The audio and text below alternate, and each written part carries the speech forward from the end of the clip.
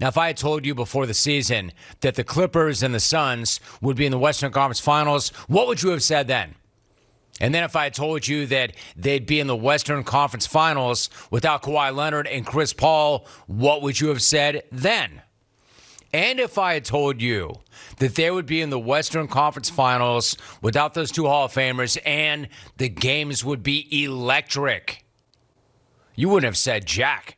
You would have walked away, but not before laughing in my face. What last night was holy bleep moments, one after another, but followed by 5 minutes of the refs staring at a review monitor and then another holy bleep moment. And I'll get to the refs in a second, but why don't we start with the good stuff? Let me start with the positive, like the fact that Cameron Payne is having the playoffs of his lifetime. We're talking about a guy who was waived by the Bulls, released by the Raptors, and the Cavs let him walk after a 10-dayer.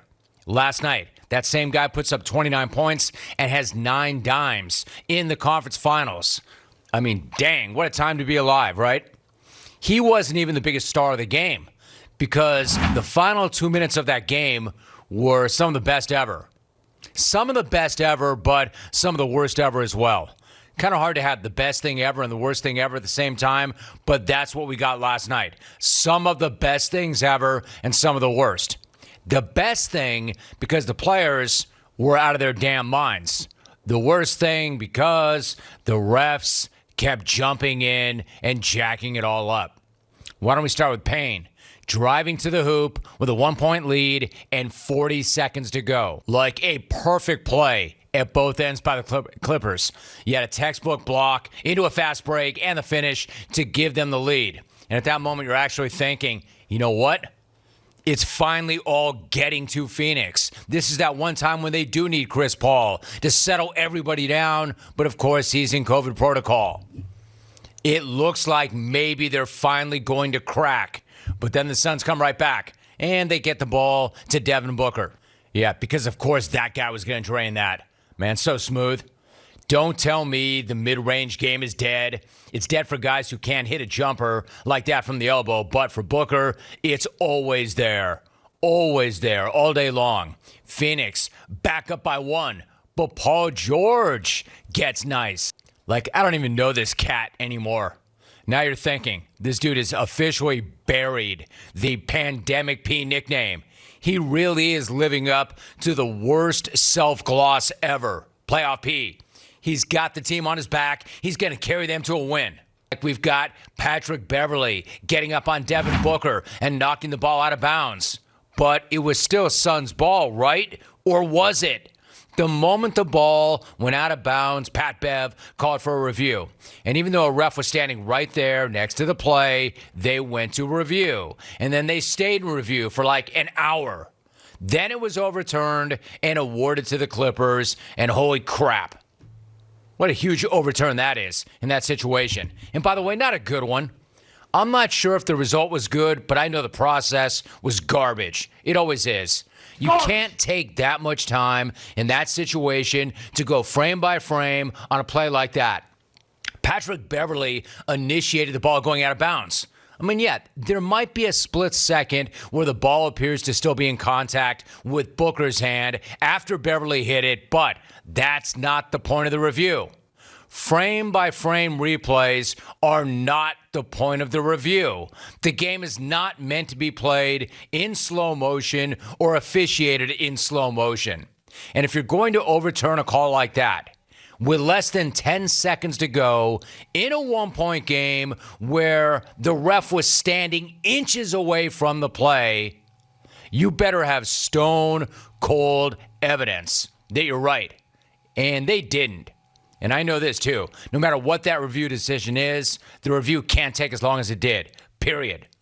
I mean, that part is just so brutal. It defeats the purpose. That can't happen in that situation because what it does is it sucks the life out of the building. It sucks the life out of the game. So the Clippers have the ball, up 1.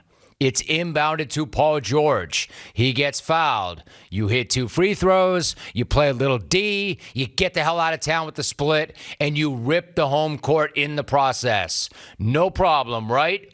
Not with the self-glossed playoff P at the stripe. No problem. This guy is a bona fide lock. He's ice cold from the line. This was his first free throw. The moment he bricked that, you knew the take machines were starting to crank up.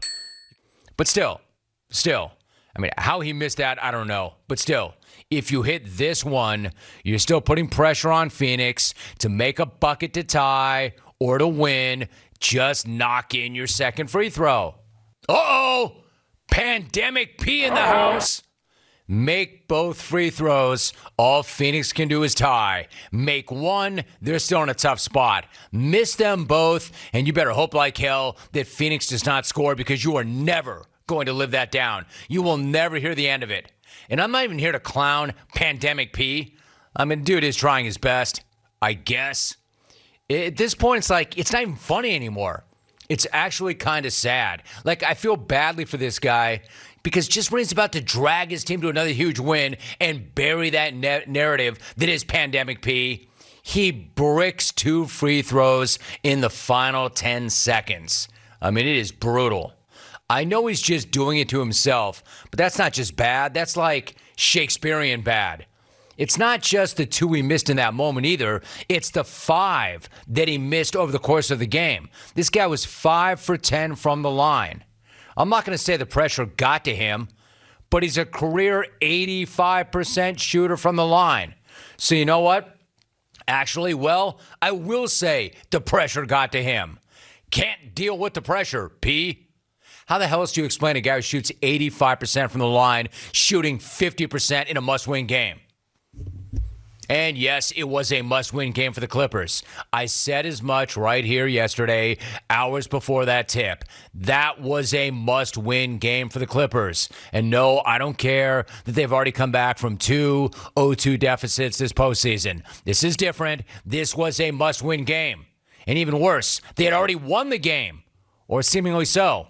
And no, Pandemic P is not going to live down missing those 2 free throws in that situation.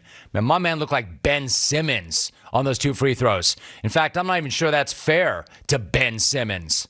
So, the Suns get an open look for a 3 to win it. But they miss, but they get the ball back on the inbounds. And as the refs were reviewing it, yet again, Monty Williams said this to DeAndre Ayton.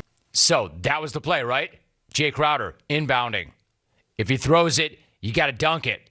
Wow. DeAndre Ayton, if you need him. I mean, I literally got up off the couch myself when I saw that happen, and I've got nothing to do with either one of these teams. I don't care. I don't care who wins. I don't care who loses. But holy bleep, that was incredible. What a perfect play. Perfectly designed from Monty Williams. Because as true Suns fans know, from the Tyson Chandler days, you cannot commit goaltending on an inbound play. And then you've got this perfect pass from Jay Crowder, and do not sleep on that screen from Devin Booker. He and his busted up face got right into that screen to free up Ayton for the alley-oop that's now been glossed the Valley-oop. Hey-oh. But you know what would make that even better? Do you know what would make a near-perfect play even better? If Scott freaking Foster spent a half hour reviewing it and then trying to figure out who was allowed on the court for the final 0.7 seconds as the Clippers tried a desperation heave. Scott Foster was studying that review and working with the scorer's table like they were trying to translate the Dead Sea Scrolls. My man, pick up the pace while we're young, while we're still alive. Man, you know somewhere Chris Paul was probably losing his mind that Foster was going to find a way to rip this win from him. But somebody's got to stop the refs. You cannot be reviewing every single play and taking so long on every single review. Check this out. StatMuse Twitter account, quote, the last 90 seconds of the game took 33 real-time minutes. There were as many reviews, 5, as field goals, 5 in that span.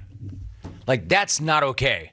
In fact, that's horrible. That's how you ruin a tremendous game, because that was an amazing game. That game was so good that it was able to overpower Scott Foster and still be good.